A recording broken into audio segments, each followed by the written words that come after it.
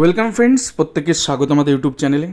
যে সমস্ত ভিউয়ার্সরা প্রথমবার চ্যানেলটি দেখছেন তারা অবশ্যই চ্যানেলটিকে সাবস্ক্রাইব করে নেবেন এবং চ্যানেলের পাশে থাকা বেল আইকনটি প্রেস করবেন যাতে এই ধরনের খবরাখবর সবচেয়ে আগে সবচেয়ে দ্রুত আপনাদের কাছে পৌঁছে যায়। তো আজকে যে বিষয় নিয়ে আমরা আলোচনা করব সেটা হচ্ছে 16,500 প্রাথমিক যে শিক্ষক নিয়োগ হয়েছিল 2020 সালের নোটিফিকেশনের দৌলতে 2021 সালে।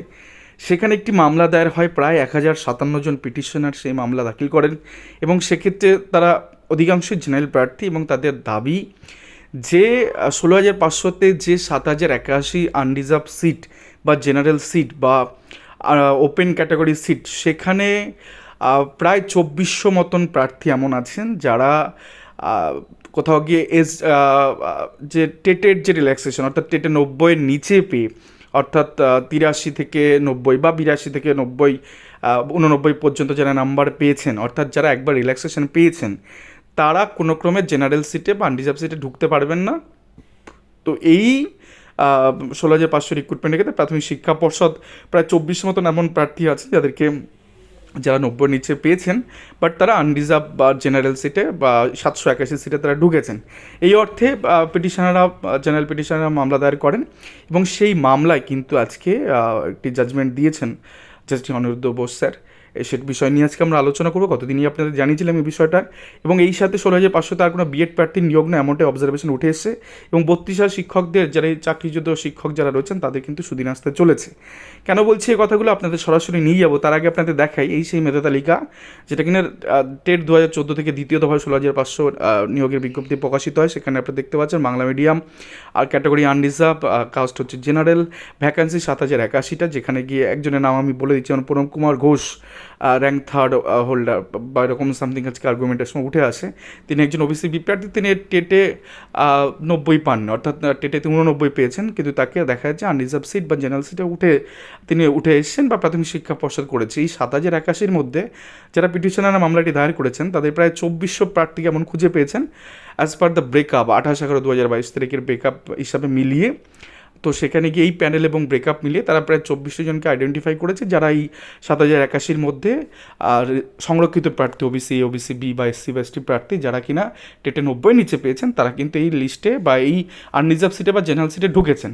তো ন্যাচারালি একটা রিক্রুটমেন্টের রুলসের ক্ষেত্রে আমরা জানি যে যদি কোনো সংরক্ষিত প্রার্থী একবার অ্যাভেল করে নেন রিল্যাক্সেশন, সেটা হতে পারে বয়সের, হতে পারে টেট এক্সামিনেশনের ক্ষেত্রে বা কোনো লিখিত পরীক্ষার ক্ষেত্রে, তাহলে সে যদি একবার রিল্যাক্সেশন অ্যাভেল করে নেন তাহলে সে কিন্তু আনরিজার্ভ সিট বা জেনারেল সিটে কম্পিটিশন করতে পারবেন না, সে নিজের ক্যাটাগরিতেই যাবেন। তো সেই মর্মে তারা মামলাটা দায়ের করে, মামলার মেরিট যাই থাকুক না কেন, জাজমেন্ট কিন্তু অন্য কিছু হয়েছে।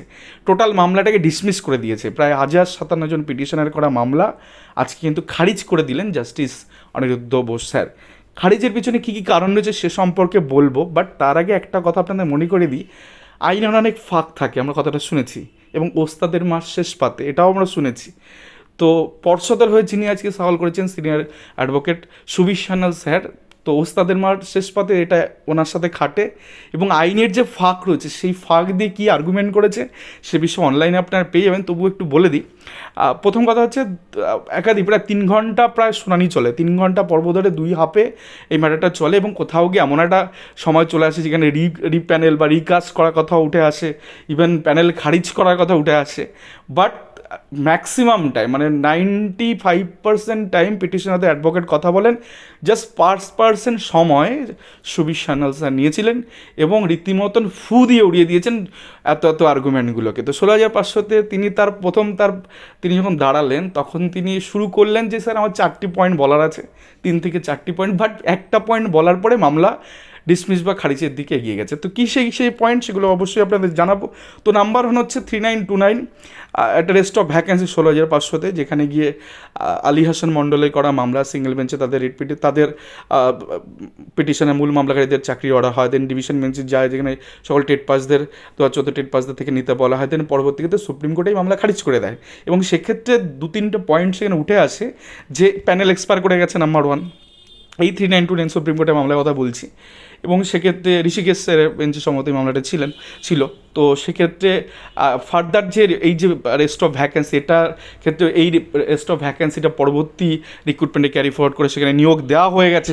তো এখন আর সেখানে পিছনে পুরোনো কাসন্দি ঘাটে কী লাভ, এই মর্মে তিনি সুপ্রিম কোর্ট রায় দিয়েছিল। তো সেইটাকেই সিঙ্গেল বেঞ্চ আছে কলকাতা হাইকোর্টে মেনে নিয়েছেন যে অলরেডি প্যানেল এক্সপায়ার করে গেছে এবং সেক্ষেত্রে অলরেডি জাজমেন্ট হচ্ছে আর কোনো নিয়োগ নয় সেখানে। তো সেক্ষেত্রে এই একটা পয়েন্ট এটা। সেকেন্ড হচ্ছে প্যানেল এক্সপায়ারি হওয়ার পর রিট পিটিশন দাখিল, এই যে রিট পিটিশনটা দাখিল হয়েছে, তো প্যানেল যখন বেরিয়েছে তার 1 বছরের মধ্যে মামলাটা দায়ের করতে হতো, তো সেই টাইমের মধ্যে তারা করেননি। তারা একাধিক যুক্তি দেখিয়েছেন তা পিটিশন আইনজীবী, কিন্তু অ্যাডমিটেড ফ্যাক্ট হয়ে দাঁড়িয়েছে যে প্যানেল এক্সপায়ার করার পর রিট পিটিশন দাখিল হয়েছে সিঙ্গেল বেঞ্চে। দেন দেবেশ শর্মা সুপ্রিম কোর্ট মামলায় প্রোটেকশন, এইটার ক্ষেত্রের সাথে রিলেটেড টু যে 16,500 আর বিএড প্রার্থীরা কেন চাকরি পাবেন না, সেই হিসাবে সুপ্রিম কোর্টের অর্ডারটাকে বলছেন আইনের ফাঁক থাকে, তো সেই ফাঁক বরাবর ক্লারিফিকেশন যে মামলাটা মধ্যপ্রদেশের তরফ থেকে করা হয়েছিল, তো তার বেসিসে সুপ্রিম কোর্ট যে জাজমেন্ট দিয়েছে সেক্ষেত্রে অনেকগুলো কথা বলেছে এবং সুবিশাল স্যার সেগুলোকেই প্লেস করেছে নিজের মতন করে। যেমন বিএড প্রার্থীরা যারা চাকরি অলরেডি অ্যাপয়েন্টমেন্ট পেয়ে গেছেন তারা আনটাচ, তাদের থাকবে না, তাদের প্রোটেকশন দেওয়া হয়েছে।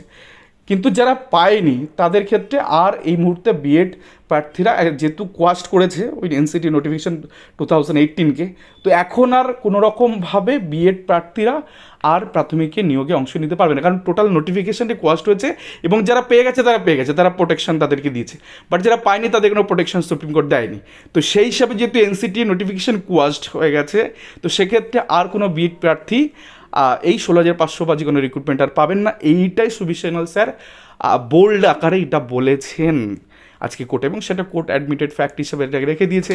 এবং সেক্ষেত্রে বারংবার একাধিক প্রশ্ন উঠে এসছে যে রিজার্ভেশন এই যে পয়েন্টগুলো জেনারেল যারা এসসি এসটি ওবিসি সংরক্ষিত প্রার্থী তারা ঢুকতে পারবে কি পারবে না সেসব পরে চলে গেছে। আপাতত যেগুলো উঠে এসছে যে এই প্যানেল নিয়ে নাড়াচাড়া করার জায়গা নেই, কারণ সুপ্রিম কোর্ট একটা প্রোটেকশন অলরেডি দিয়ে রেখেছে, যারা অ্যাজ এ ইন সার্ভিস হিসেবে বিএড প্রার্থীরা অলরেডি 7,000 মতন ঢুকে বসে আছে, তো তাদেরকে আর টাচ করা যাবে না।